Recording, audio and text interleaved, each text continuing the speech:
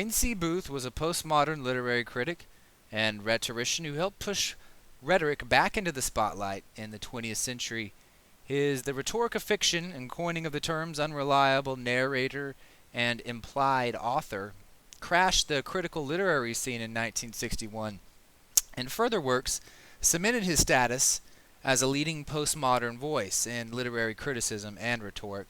His most recognized works that were often used as curriculum in higher education are The Rhetoric of Fiction, 1961, The Rhetoric of Irony, 1974, and The Company We Keep, An Ethics of Fiction, 1992. Later we would see The Rhetoric of Rhetoric, 2004, and The Vocation of a Teacher, 1988. Here we have the edition found in U.T. Tyler's library. As you can see, it looks about 50 years old. Like I mentioned earlier, The Rhetoric of Fiction in 1961 made quite a splash in the literary studies field, and its main premise is that fiction is rhetorically designed, and that authors use language that appeal to a certain audience and then use it in narration to keep and control the reader. And authors should strive to be objective. We have seen that the author cannot choose to avoid rhetoric. He can choose only the kind of rhetoric he will employ. The implied author is one of the important concepts he coined. It is basically the author's second self. The implied author chooses consciously or unconsciously what we read. We infer him as an ideal, literary created version of the real man. He is the sum of his own choices. Now, the implied author is not necessarily the narrator, who may be more or less distant to the implied author, the reader, us, or other characters.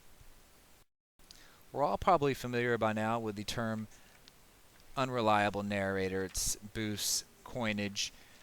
It's essentially when the narrator's credibility has been demolished at a certain time in the book or movie. It can happen at the end. Hello, twist ending. It doesn't have to be first person. And it also can go against the implied author's norms, which we just talked about. And here's a quote: "For lack of better terms, I have called a narrator reliable when he speaks for or acts in accordance with the norms of the work," which is to say the implied author's norms. Unreliable when he does not. Booth's The Company We Keep, An Ethics of Fiction, in 1992, is popularized ethos back into literary criticism, and it details a constant ethical analysis between the reader, the author, and other characters, where the reader can sort of audition various moral values and see where they stand between the character and the author. In Booth's The Rhetoric of Rhetoric in 2004, he introduces a term called listening rhetoric, and he writes, "All good rhetoric depends on the rhetor's listening to and thinking about the character and welfare of the audience, and moderating what is said to meet what has been heard. To repeat again, the good rhetor answers the audience's questions before they're asked."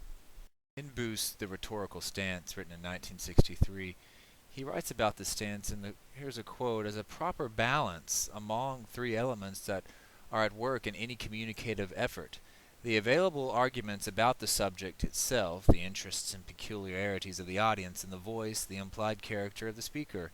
I should like to suggest that it is this balance, this rhetorical stance, difficult as it is to describe, that is our main goal as teachers of rhetoric." I can't possibly cover all of Wayne C. Booth's great ideas and concepts, but he is, as a modern critic, compulsively readable, perhaps more than someone like Harold Bloom or Roland Barthes.